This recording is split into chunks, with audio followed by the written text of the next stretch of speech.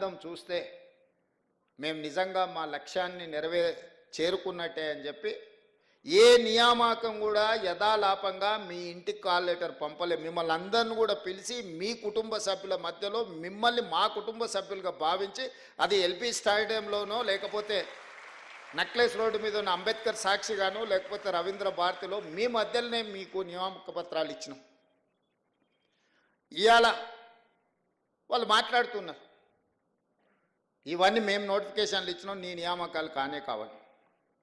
నేను వారిని అడుగుతున్న, 10 సంవత్సరాలు మీరు నోటిఫికేషన్లు ఇచ్చి సరైన విధంగా పరీక్షలు నిర్వహించకపోవడం వల్ల యుక్త వయసులో ఉన్న పిల్లల జీవితాలు ఎంత సర్వనాశనమైనవి. మీరు ఎందుకు బాధ్యత తీసుకోలేదు? 10 నెలల్లో మేము చేసిన పనుల్ని 10 సంవత్సరాలలో మీరు ఎందుకు చేయలేకపోయినారని నేను అడుగుతున్నా. అన్ని నోటిఫికేషన్లు నేను ఇచ్చినా అని చెప్తలేను.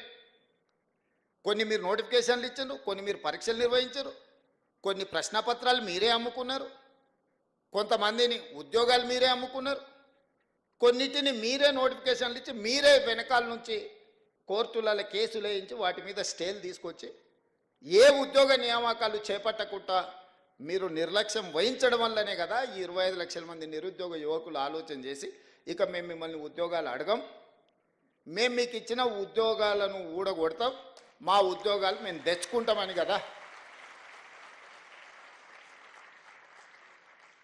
ఆ విద్యార్థి నిరుద్యోగ ఉద్యమకారులు ప్రాణాలు అర్పించి తెలంగాణ తెచ్చి మీకు ఉద్యోగ అవకాశాలు కల్పిస్తే 10 సంవత్సరాలు మీరు మీ కుటుంబమే ప్రతిరోజు పంచభక్ష పరిమాణాలతో పండుగ చేసుకున్నారు. మీ ఉద్యోగాలు మీరు ఆస్వాదించిండ్రు తప్ప ఈ పిల్లలకు ఉద్యోగాలు ఇవ్వాలని ఆలోచన చేసిండ్రా? ఈరోజు నేను ఒక్క మాట అడగదలుచుకున్నా, ఈ నోటిఫికేషన్లన్నీ మావే రేవంత్ రెడ్డి చేసింది ఏముందయా అని నేను ఒక మాట అడగదలుచుకున్నా. మీ ఇంట్లో మీ పిల్లల్ని ప్రజలు తిరస్కరించి నిజామాబాద్ పార్లమెంట్ సభ్యుడిగా, అదేవిధంగా మీ బంధువును కరీంనగర్ పార్లమెంట్ సభ్యుడిగా ప్రజలు తిరస్కరించారు. 6 నెలలు తిరగకముందే వాళ్ళిద్దరికి కారుణ్య నియామకాలు చంద్రశేఖరరావు గారు ఇచ్చిండ్రా? లేదా ఒకరికి ఎమ్మెల్సీకి ఇచ్చారు, ఒకరికేమో ప్లానింగ్ కమిషన్ వైస్ చైర్మన్ ఇచ్చిండ్రు.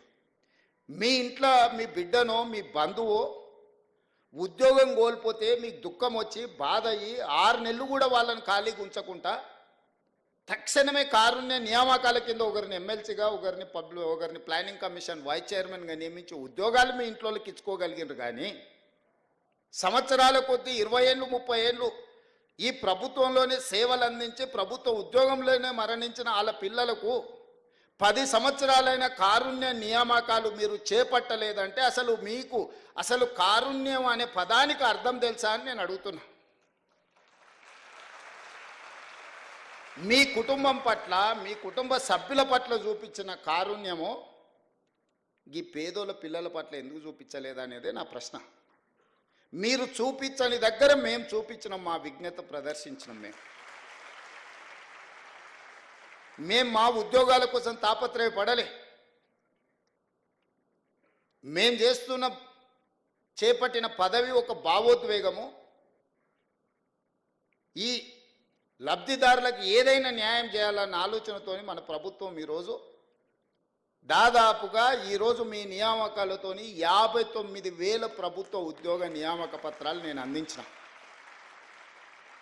స్వతంత్రం వచ్చినప్పటి నుంచి ఈ రోజు వరకు అది ఉమ్మడి రాష్ట్రంలో కావచ్చు, లేదా నరేంద్ర మోడీ గారు ముఖ్యమంత్రిగా ఉన్న గుజరాత్లో కావచ్చు, దేశంలోనే అతిపెద్ద రాష్ట్రమైన ఉత్తరప్రదేశ్ కావచ్చు, ఏ రాష్ట్రాన్నైనా ఏ రాజకీయ పార్టీనైనా నేను సూటిగా సవాల్ విసురుతున్నా, 10 నెలల్లో 59,000 ప్రభుత్వ ఉద్యోగాలు అందించిన ముఖ్యమంత్రి కానీ రాష్ట్రం కానీ ఉంటే మీరు ఏదైనా చూపించండి, నేను చర్చించడానికి సిద్ధంగా ఉన్నా.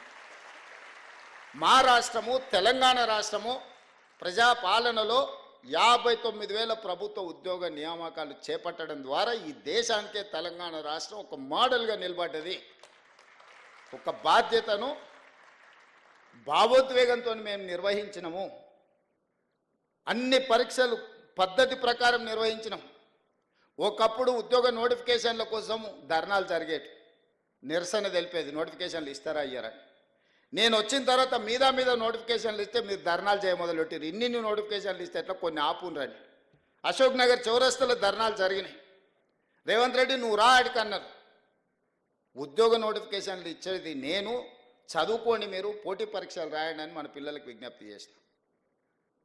ఎక్కడ కూడా ఈ దేశంలో నోటిఫికేషన్లు ఇవ్వమని ఉద్యమాలు జరిగినాయి, నోటిఫికేషన్లు ఇవ్వమని ధర్నాలు జరిగినాయి, కానీ ఇంతగానం నోటిఫికేషన్లు ఇస్తే ఎట్లా, కొన్ని ఆపుండ్రు అని ఎక్కడైనా ఈ దేశంలో ధర్నా జరిగిందా? మొదటిసారి తెలంగాణ రాష్ట్రంలో మీ ప్రభుత్వం వచ్చినాక నోటిఫికేషన్లు కొన్ని వాయిదా వేయండి అని ధర్నాలు జరిగినాయి. ఇది మా చిత్తశుద్ధికి నిదర్శనం. ఎందుకంటే ఏండ్ల తరబడి వాయిదాలు పడుతూ వస్తున్న నోటిఫికేషన్లు ఇవ్వడం ద్వారా ఆ పిల్లలకు ఉద్యోగం రావడమో రాకపోవడమో అర్థమైతే ఇంకొక పని కోసం వెళ్తారు. తల్లిదండ్రులకు కూడా వాడికి ఉద్యోగం వస్తే పెళ్లి చేద్దాం అనుకుంటారు. 22, 23 ఏళ్ళకి హైదరాబాద్ వచ్చాడు, 33 ఏళ్ళు ఆయన ఉద్యోగం రాకపోతే ఇంకెప్పుడు పెళ్లి చేయాలా? మా ఆడపిల్లలకు పెళ్ళి ఎట్లా ఉద్యోగం వస్తుంది కదా అని పెళ్లి చేస్తే వాళ్ళ పిల్లలే స్కూల్కి పోతురు, మా చెల్లెళ్ళకు వాళ్ళకు ఉద్యోగం అనేది తెలవకుండా పోయింది. లేకపోతే పిల్లగానికి ఉద్యోగం వస్తుందని పిల్లనిస్తే వానికి ఉద్యోగం రాకపోతే అరే పిల్ల ఉద్యోగం వస్తుందని కట్నం ఇచ్చి పెళ్లి చేస్తే పిల్లగాడు ఉద్యోగం సంగతి తెలుస్తలేడంటే అత్తగారు వాళ్ళకి ఎంత. ఇవన్నీ ప్రాక్టికల్గా ఉన్న సమస్యలు. నేను చెప్పేటివి పాసింగ్ రిమార్క్ కింద నేను చెప్తున్నా, కానీ వాస్తవంగా మధ్యతరగతి కుటుంబాలలో ఉన్న ఒక దీర్ఘకాలికమైన సమస్య. కోచింగ్ సెంటర్లకు ఫీజులు కట్టాలి, పిల్లలు హైదరాబాద్లో చదువుకోవడానికి డబ్బులు ఇవ్వాలి, వాళ్ళు ఇక్కడెక్కడ ఉద్యోగం పోయేటట్టు ఉండదు, ఊర్లలో తల్లిదండ్రులకు వీళ్ళకి పంపించగలిగినంత ఆర్థిక స్తోమత ఉండదు.